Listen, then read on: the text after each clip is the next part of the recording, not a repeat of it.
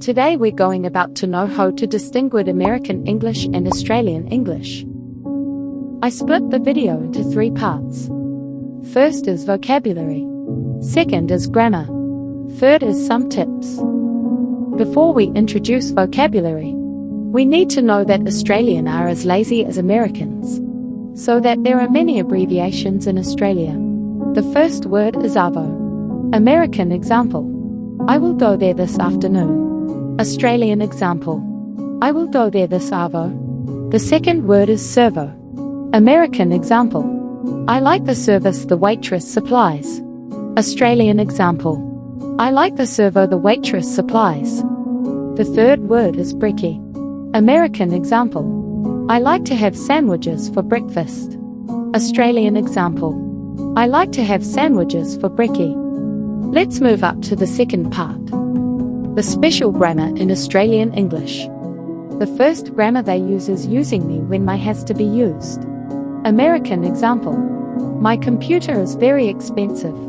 Australian example: me computer is very expensive. Their second grammar is using T when the common use of ed has to be used in some past tense verbs. American example: I learned a lesson from this accident. Australian example: I learned a lesson from this accident. Their third grammar is using I's when the common use of I's has to be used in some past tense verbs. American example: I organize a volunteer. Australian example: I organize a volunteer. Let's move up to the third part. Pronunciation. The pronunciation of certain words can also differ between Australian and American English.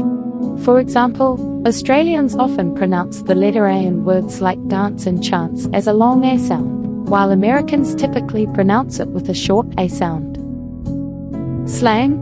Both Australian and American English have their own unique slang terms and expressions.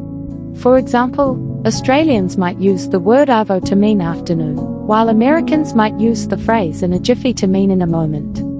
In the end, by paying attention to these differences, you can become better at distinguishing between Australian and American English. However, it's worth noting that there are many regional variations within each country, and not all speakers of each language will conform to these general patterns.